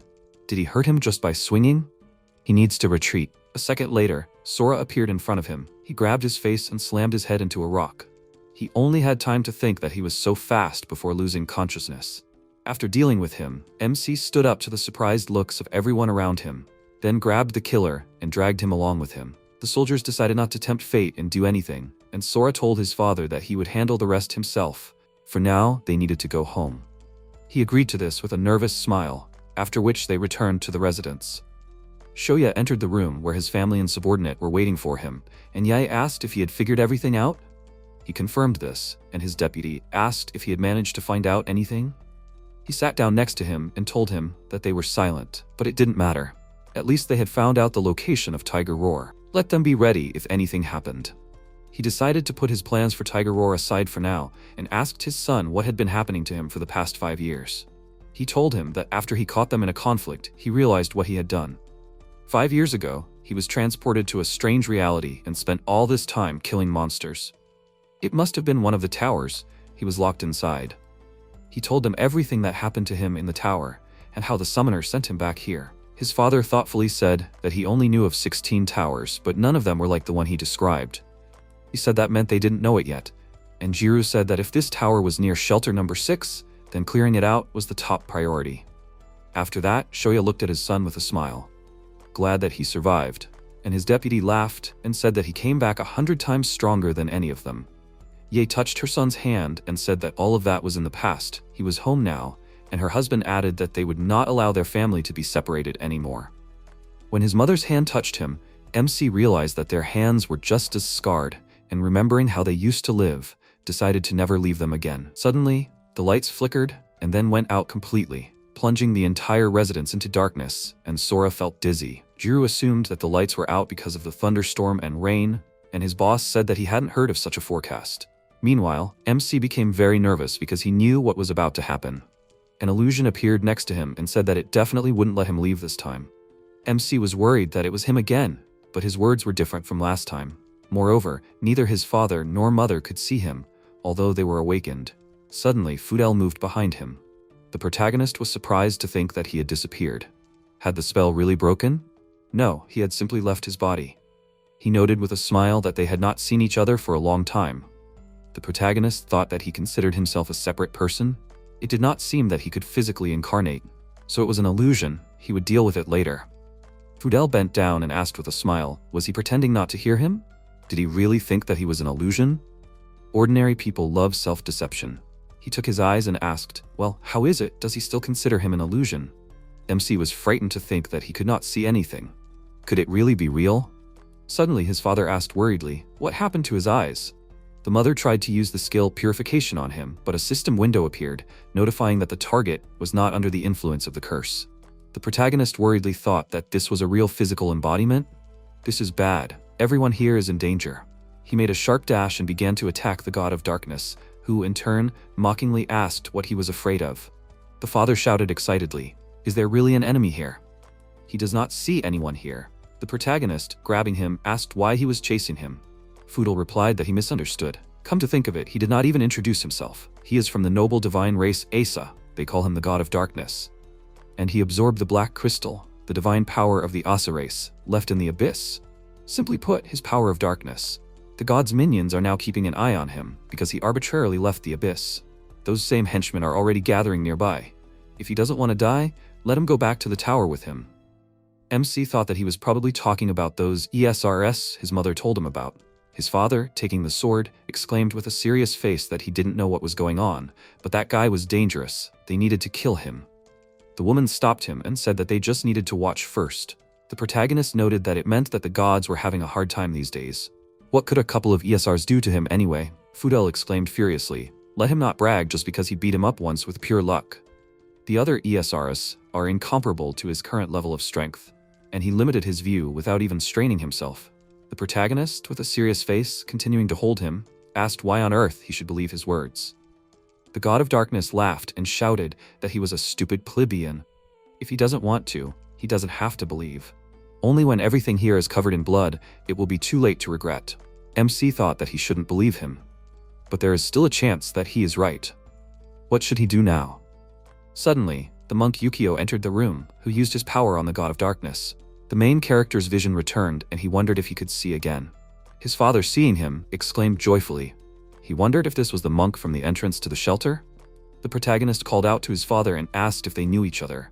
He answered with a smile that they were not just acquainted. They founded a guild together. Fudel, under the influence of the monk's magic, shouted discontentedly, let him go." MC pointed at him and asked if he could see him. Yukio began to remove the blindfold from his eyes and answered that he had something to talk to him. It was urgent. The father asked what exactly was going on here. He said that he would explain as soon as he spoke with his son. After some time, they went into seclusion, and the protagonist asked what the urgency was. The monk replied that he was not an ASR, but his eyes could see divine power. This was because he had learned the forbidden art to seal the god himself. Although his divine power was of the same nature, his power far exceeded that of any deity. He did not know how this power came to him, but they did not have time to figure it out now.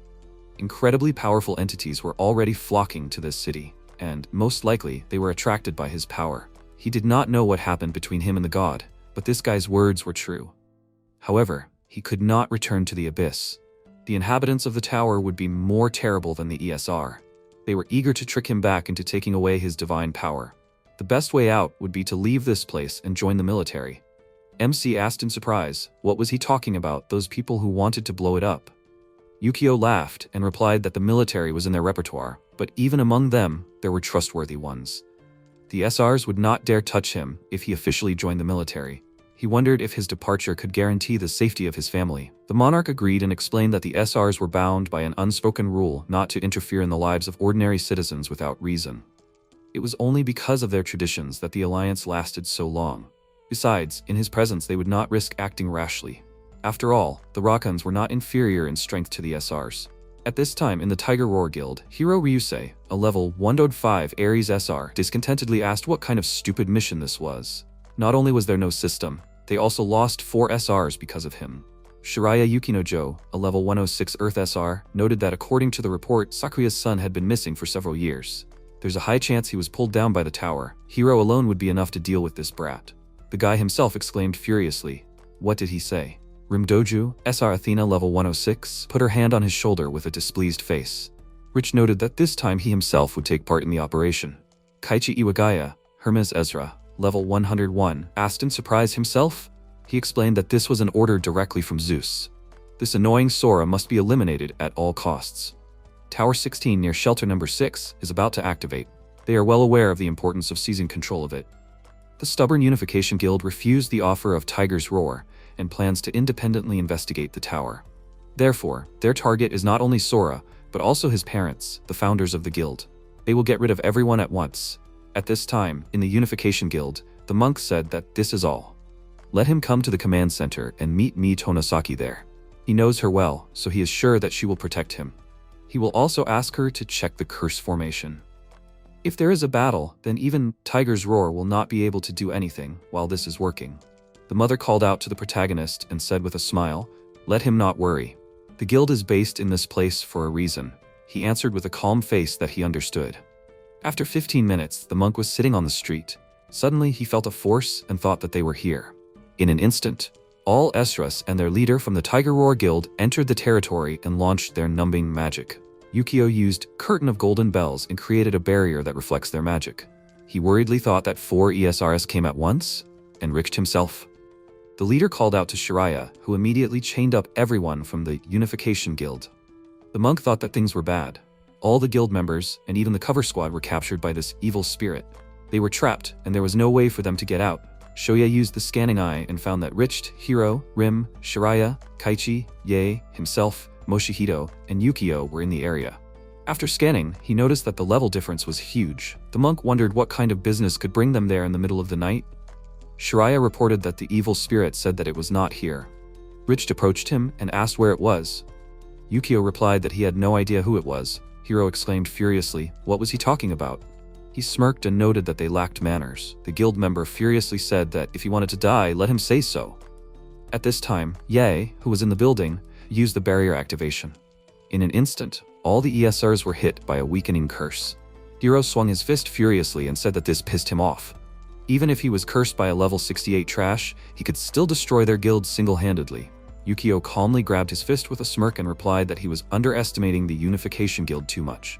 A system window appeared, notifying that ESR Ares was weakened from level 105 to 71. Hiro asked in bewilderment that his level had dropped by 30 steps. He asked with a smile, what can he do without his high level? The monk dealt a powerful blow, from which the enemy flew away. Under the spell, all the members of the Tiger's Roar Guild were weakened. Shoya pointed out with a serious face that everyone within the curse's range would lose half of their caster's level. In other words, their level would drop by 34 steps.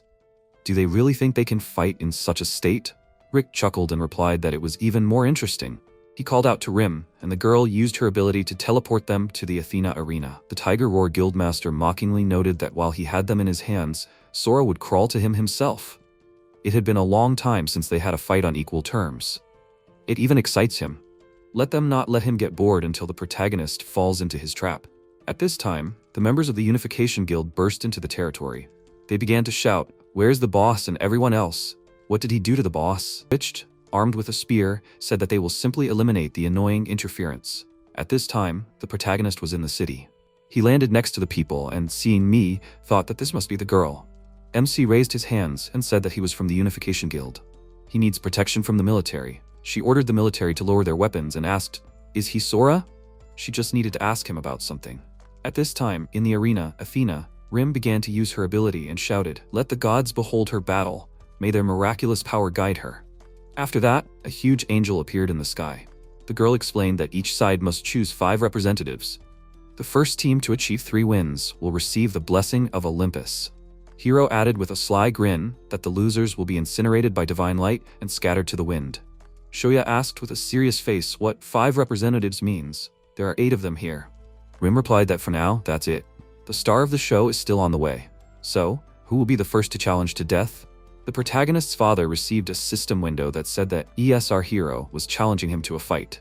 The monk stepped forward and noted that he allowed himself to think superficially, which is why they got into trouble. Shoya put his hand on his shoulder and replied that it wasn't his fault. Besides, they were all in the same boat now. Yai's curse had lowered their levels, so they had a chance in one-on-one battles. Jiro approached them and noted that he was right. She is currently unfit for battle, so if at least the 2 of them can handle it, victory is theirs. Yukio said with a serious face that ES Ares is the strongest of them all. After becoming an ES, he single-handedly defeated an entire guild of 3 ES by taking advantage of Ares' superior skills. But let them not be afraid, he has one way. Let him fight first. The monk entered the arena and said that he accepts the challenge. The angel shouted that, "Let there be a battle." Hiro rushed forward with lightning speed and shouted that he had enough of his chatter. Yukio began to parry the attacks and deftly dodge. He mockingly shouted, "Can he really only run away?" Shoya, watching their battle, happily noted that he was doing well. Hiro began to press again and, having dealt a blow, retreated. Shiraya, watching this, asked, did he himself approach and now he is breaking the distance? Apparently, it is not easy for him. Rim answered that this guy is not weak. Shoya worriedly asked if he is okay. Hiro with a grin asked how he likes these fangs of Cadmos. He, being with a wounded hand, worriedly wondered, is this the snake Ares? He would never have thought that he would inhabit the body of the Asura Ares and help him in close combat. Hiro, with a sly smile again lightning fast, went on the attack and shouted that they have just begun. Cadmos has not yet eaten. The monk again began to dodge, but it was already difficult for him. When the snake Ares itself bit him, he fearfully thought that it became faster. Yukio used the skill, Curtain of Golden Bells, pushed the enemy away, and then thought that it was he who slowed down. A system window appeared, notifying that Cadmos' poison had reduced all stats as a result of poisoning. The poison fangs absorbed the strength and regenerative ability from the blood drunk by Cadmos himself. Hiro mockingly noted that he was strong for a monk, but he thought that this was his limit. Shoya, watching this, used the scanning skill and wondered if the battle continued. The gap in strength would only widen. Would their warrior cope? Hiro pounced on him again, and while striking, shouted, well, how can he handle the Cadmos poison that is spreading throughout his body? They will see how long he can last. At that moment, the monk began to say a prayer, saying that through the emptiness of all realities of Dharma. The guy, hearing this, mockingly exclaimed that he was praying. Does he really think that God will help him? Rim, watching this, asked if it was her imagination or if he was being enveloped by divine power. Shiraya remarked that it was strange, he wasn't even an Esser. Where did he get his divine power from then? Shoya, seeing this, happily said that it was unthinkable. It was a risky move, but to find a good solution in such a situation. He thought that this match could still be fought for. Yukio folded his arms and said that everything is one in essence, forged in the reality of the Vajra. He bowed to the embodiment of all Buddhas. In an instant, the Vajra Bodhisattva mantra of 100 verses appeared next to him. Hiro said with a smirk that he spat on his god. Did he really think that this pathetic trick would stop him? The monk, covering his armor with divine power, flew into the air. The guy smirked and shouted that he was an idiot. Was he really trying to even their chances by wearing armor made of divine power? He liked his determination. Was this his entire winning plan? He thought that among the people he had killed, there were idiots like him. They thought they could block Cadmos's fangs by covering themselves with a shield of divine power. But they didn't know that divine power was a resource even richer than fresh blood. It would devour him, just like that poor guy. Let him fall into the abyss of despair and die. Hiro swung his arm to deliver a powerful attack, when Yukio suddenly got ahead of him and struck him in the face. He thought in disbelief that he had managed to suppress Cadmos's poison and regain his speed with this divine power. The monk continued his combo and delivered a powerful kick to his stomach. Hiro, coughing up blood, thought that not only speed, but also strength. His reflexes, he had improved on all fronts. However, he is the perfect bait for Cadmos. He grabbed the opponent's hand with the help of a snake and grinned, saying, "Let him stop kicking and just let Cadmos devour him already. His divine power will belong to him." Suddenly, Hiro began to overflow with divine energy and fearfully wondered, what is happening? He does not control the divine power? Yukio asked with a smile. Is it not too early for him to rejoice? The power of Rakan is a heavy burden for the body. He pushed the opponent away and began to deliver numerous blows right to the face. Hiro excitedly shouted, "Does he really mean that Cadmos cannot handle his divine power? That simply cannot be." The monk asked with a smile, asking why he assumed that this was divine power. He delivered a powerful control blow and slammed him into the ground, and then noted that now he understands why he so wanted to retrain as Rakan back then. Hiro stood up and asked, did he have no godly powers left, even to simply maintain the form of a snake? Then it was all or nothing. He released a huge number of thorns from himself, released an incredibly powerful poison, and shouted that he was offering Ares the blood of a poisonous snake. Let him grant him his spear so that he could fight until his body decays. Rim, watching this, noted that even an ESer could not use this, did not offer an appropriate sacrifice, and that was temporary. It carries the power of a god and adapts to the fighting style of the ESer bearer. Shiraya answered with a smile that this is the insurmountable difference between an ordinary player and an ESer. It's all over for a monk. The girl thought that only Hiro offered the poisoned blood of a snake as a sacrifice, which Ares himself gave to him. If the gods find out about this little deception, they will definitely be furious. However, Ares is merciful, he will forgive him for the victory. However, if he were to lose, she couldn't even imagine what fate would befall him. No, an Isar who had mastered a divine weapon could not possibly lose to a simple player. At that moment, Hiro hit his spear and went on the attack. Yukio worriedly wondered if he was going to get closer again. Where did the spear go? He couldn't reach it at such a distance, could he? He tried to jump back, but the enemy released the spear and slightly injured him, and then used an explosion, and a powerful magical explosion was heard at the point of impact. The monk thought that he was lucky to avoid the blow with the help of a well-timed mantra. He hoped that this spear was at least not poisonous like his snake. A system window appeared, notifying him that due to the destructive effect of the Ares spear robe, he lost 50% of his defensive properties. He worriedly thought that it had half destroyed his armor. Hiro began to attack again and release a huge number of spikes. Yukio, trying to dodge, thought in fear that he was able to emit a spear not only with his fist, but also with other parts of his body. He began to strike many times with a malicious smile and shouted that they would see how he would dodge now. A huge number of spear blades appeared, which sought to hit the monk. He thought that he could not read his movements at all. Each missed blow only destroyed him more. Was he so strong even after taking karmic damage? If he had not weakened it, he would already be dead. He must keep his distance. Yukio, having once again charged with divine power, tried to strike and force the enemy to retreat. He put out his hand and said that all three realities would be purified. Strife and sins would disappear. Hiro, cutting his palm, shouted with a mad smile that he was already at the limit, right? Let him not think that distance will save him. He released poison on the ground and directed it towards the enemy. The monk, using the ability, said that the silent sutra is Onran. In an instant, a divine circle with a seal appeared above Hiro, and a system window appeared, which said that this is the embodiment of holiness that purifies and drives out evil spirits. The effectiveness of the poisonous snake's blood is decreasing. He shouted with a nervous smile. Does he really want to limit his movement and win due to distance? How naive he is. The guy released a huge amount of red mass in his direction. Shoya excitedly shouted, "Let him be careful." The mass reached the monk and spikes began to appear lightning fast, which pierced his hat. He thought excitedly that he was almost caught. Suddenly, Athena noted that interference was unacceptable. As punishment, she set the man on fire and walked away. Ye, seeing this, excitedly began to heal him. Shoya, lying on the ground, thought that the fire had disappeared. But a system window appeared, notifying that the fire of divine punishment was reducing his life force by 15%. Hiro noted that he would have died if that guy had not interfered. Oh well, he would still get it for this. The monk with a serious face thought that close combat was already too risky, and he also had long-range blood harpoons in his arsenal. Considering his remaining strength, he would last another 3 minutes maximum, but he needed to fight. There was no choice. Hiro menacingly pointed out that he should stop wasting time. Victory was his. Yukio began to use the ability and pronounced that all dharmas were becoming one. He thought that arhats are divided by rank: the heavenly eye, the wise eye, the eye of Dharma, and the eye of Buddha. If he, the wise it, cannot win, then let the eye of Dharma open. The eye of Dharma greatly accelerates perception, but it does not last very long. He needs to quickly find a way to break through. There is not much divine power in this spear. Moreover, that bloody harpoon earlier. Wait, he got it. Hiro tried to strike with a spear with a malicious smile, but the monk grabbed it and happily noted that this is the essence of his bloody spears. It is quite unexpectedly simple. He made a sharp movement of his hand and smashed it into small pieces. The guy exclaimed in complete shock that this cannot be. Shiraya, seeing this, screamed in horror. How could he block the thinnest threads of blood? Rim in shock suggested that it seemed to her that his eyes were able to see through the technique. Shoya happily shouted that he really found a way to resist the Esser Ares. Yukio, having absorbed his power after the blow, noted that such an amount of negative energy accumulated in his body gives rise to unholy thoughts. He will cleanse every last filth. He got into a fighting stance and began to use the ability. Hiro exclaimed in displeasure that he understood the attack, and so what? Blood touched by his divine power can be controlled without hindrance. Rim noted that the divine power in the blood is not uniform.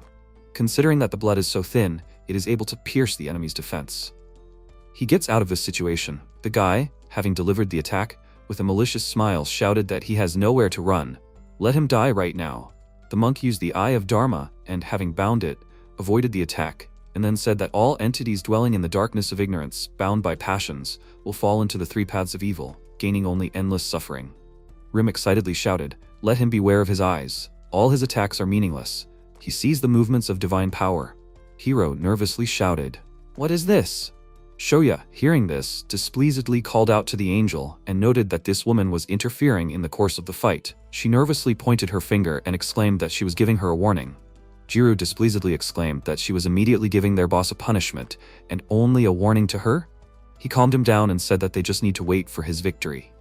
At this time, Hiro furiously said that he did not need her help. Suddenly, he noticed a huge spirit standing behind the monk. The guy furiously shouted that he was a damned monk. Yukio said with a serious face that the word had been spoken, may he appear before them, overcoming obstacles and fooling the world, while the suffering whisper his name. He thought that this was the sutra that monks study first. But this does not mean that it is weak. On the contrary, the power of Fudo Myo-O, as well as all his offensive and defensive powers, is doubled. However, this takes 30 seconds, and during this period, one must not lose concentration for a second. Reciting a sutra right in front of an enemy is an incredible humiliation. Hiro, piercing himself, began to release blood to try to somehow attack the enemy. Rim, watching this, worriedly thought that this fool should have interrupted the sutra after the seal. He began to scream furiously, "Let him die!" The monk, dodging volleys of blood, thought that he was conjuring the power to suppress the blood of the snake, and an attempt to overcome this block requires a huge amount of divine power. A sudden attack is meaningless in front of the Dharma Eye. It can't even be scratched by it. He only has 16 seconds left. Hiro continued to spit out blood with incredible fury and wondered why his eyes were bleeding. He should be at his limit already. Don't let them make him laugh. It can't even break his concentration. After 16 seconds, Yukio said that the power of this prayer is like the virtue of a small child, like flaming ice doused with oil, and like water flowing through the heart of a tree. Everything flows together in his head, like Bhagavan. The moment after saying these words, the spirit of the sutra dealt a powerful blow, which knocked Hiro down. The monk wondered if he had finished him off before the Dharma Eye reached its limit. Athena declared that the first battle had ended in the victory of the Unification Guild. Yukio had won. After some time, Rim healed the boy and remarked that he should try harder. Suddenly, the angels of Ares appeared, saying that they were sick of the Colosseum of Athena's hypocrisy. And he lost in such a place? Hiro excitedly tried to apologize, but one of them furiously shouted at him to shut up. His father was giving him a message. He said that he was greatly disappointed in him. He was honored to receive it from his hand. The other, holding a sword, noticed that the sword of Damocles also wanted to take a piece. They began to strike at his back. Shoya, seeing this, was surprised to ask, "Is this how they treat their own Ezers?" The angels, with malicious smiles, having beaten him, told him to consider this his father's last mercy. When they disappeared, Hiro furiously shouted that he would kill the monk next time. Shiraya, with a serious face, walked forward and replied that there would be no next time. He created a scythe and added that now they would burn alive in the all-consuming flames of Hades. Shoya, with a serious face, said that he would take it upon himself. Yae, holding the item in her hands, said, "Let him take it." He was going against the Reaper himself, and he was able to call upon the spirits, but this would help. He took it and said that he would find a use for it. A system window appeared, which said that an item was received from Yae. It was placed in the inventory. The monk and Jiru wished him luck. Shoya, setting off, thought that as a samurai, he could project the aura of the blade to push the enemy at a distance. But it takes time to create a charge. Still, in one-on-one battles, close combat is the best solution. First, he will close the distance with a quick step. Then he will bring down a series of quick blows on him so that he does not have time to come to his senses. And then, he will find a vulnerability and take him out with a final blow. The tactic is quite straightforward, but effective. But in case it doesn't work, suddenly, Athena announced, "Let them take their positions. Now, let there be battle." In an instant, Shiraya sent a huge number of spirits towards his opponent and shouted, "Let him die." Shoya thought with a serious face that he would slip between his spirits with a quick step and analyze the movements. He cut the spirits in an instant and approached the opponent's back. Shiraya mockingly asked, "Is this all a samurai can do? Is this the same old tactic?" He cut the body, but suddenly saw that it was only a clone. Suddenly, a whole bunch of dark spirits flew at him. Shuya cut them all and tried to attack again, but this time he also only defeated a clone. The Reaper mockingly shouted that it was useless. His attacks will not harm someone who does not even have a physical form. The samurai looked back and thought, "What is he over there?" He made a sharp dash and made an attack, but only cut another clone. Shiraya mockingly shouted that his attempts are futile. Just let him admit defeat. He has an unlimited number of vengeful spirits. He can't cut them all. A samurai who can't even see his enemy is useless. Shoya retreated and tried to charge his sword with aura, but suddenly many enemy clones approached him, and he exclaimed that he will not let him do that. He made many slashing strikes again and destroyed another pack of clones. Rim, watching the battle, noted that this looked more like a fight between an ordinary person and an ESR. Hiro answered discontentedly that he was just lucky. She said that if he didn't know, it's actually very difficult for a samurai to lead a guild. The girl looked at Yae and thought that for a middle ranker, she was somehow too relaxed. Apparently, they still had an ace up their sleeve. At that moment, the samurai got into a fighting stance. Shiraya, sending even more spirits in his direction, asked what a new move this was. Rim excitedly shouted, "Let him be careful." In an instant, Shoya made an 8-fold jump and, having purified all the spirits along the way, appeared behind the enemy. When the 6th shelter had just appeared, the military and players united to look for monster nests. And near the 6th shelter, they found a mine from which monsters were pouring out. This place became the first research base. At first, the monsters were small caliber, so things went well. But when the researchers went deeper into the mine, everything changed. The types of monsters, their numbers, and even their ranks. Inside the cave was a whole ecosystem of monsters, like a hidden nest. In the deepest parts of the cave, a rank 80 spider settled. At that moment, humanity had no chance. And then Shoya distracted the monster so that the rest could escape. And no one knows what happened next, but 3 days later, a cry of despair from a defeated monster echoed through the cave. And as if in response, the cave began to collapse. The man himself jumped out of the cave at the last moment, pushing off from the falling stones. And the skill he used for this was called 8-fold jump. This is a terrifying technique that allows you to make 8 consecutive jumps, each one several times faster than the previous one. During the battle, Shoya, having cut the clone again, thought that he had already used 3 jumps to avoid the vengeful spirits. This would be the 4th jump. He rushed towards the enemy with lightning speed and struck. Shiraya was frightened, wondering what the hell was going on. He was jumping faster and faster. He created another clone and was able to dodge the attack.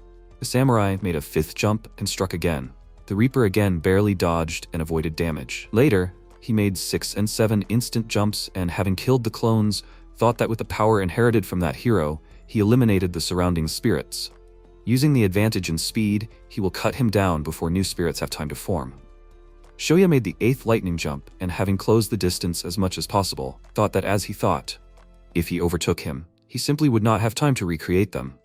If he could reduce everything to close combat, then he could win. The samurai took a fighting stance and used the skill Hero's Legacy. Rim, watching this, noted that it was not surprising that he held the position of the guild leader for so long, although he was not an ESR. With such strength, one could easily compare with most guilds. There were many guesses about how the tower was formed. The most widespread theory was that the towers are a combination of human history and mythology into a single whole. History and myths in this picture are inseparable, and the gods from myths, accordingly, are opposed to heroes from history. But becoming the chosen one of the gods or the heir of the hero are fundamentally different things. If becoming a god's chosen one requires fighting, then a hero's legacy is more like a destiny. What a lucky bastard. Shiraya shouted with a smirk. Did he really think he could defeat him in close combat? A mortal's weapon was no match for a Reaper's scythe. Shoya, continuing to press his opponent, thought that the Reaper's scythe was certainly a terrifying weapon. But in terms of range and reach, it clearly had the advantage. Still, considering it was a divine artifact, it would be hard for a human to handle it. If he used it like a normal weapon, swinging it wide to strike at a distance, it would only create a vulnerability. The moment his opponent tried to strike, the samurai aimed his sword and smirked, saying that he felt like the gods hadn't taught him how to properly handle a weapon. He thrust his sword into him and said with a smile that he had originally planned to use this skill to dodge if necessary, but the 8th jump came in handy here. Jiru, seeing this, happily shouted that it was over. Yae answered with a serious face that it was not yet. Suddenly, Shiraya smiled again and said that his jubilant expression was really driving him crazy. Shoya wondered in fear, did he really miss? Is the creation of spirits used without any restrictions? The Reaper asked with a grin why he thought that he could only move between ghostly bodies. He covered his hand with spirit magic and touched him directly to the heart. The samurai stepped back and worriedly thought that things were bad. A system window appeared, notifying him that he was marked with the enemy's Hades seal. He thought that he had been careless. This simply couldn't be. He was able to give the form of a spirit even to his body, which eliminated any physical damage. Shiraya, having created many spirits again, said with a smile that, if he caught him 4 times, he would become his spirit slave. Now let him not expect any favors from him.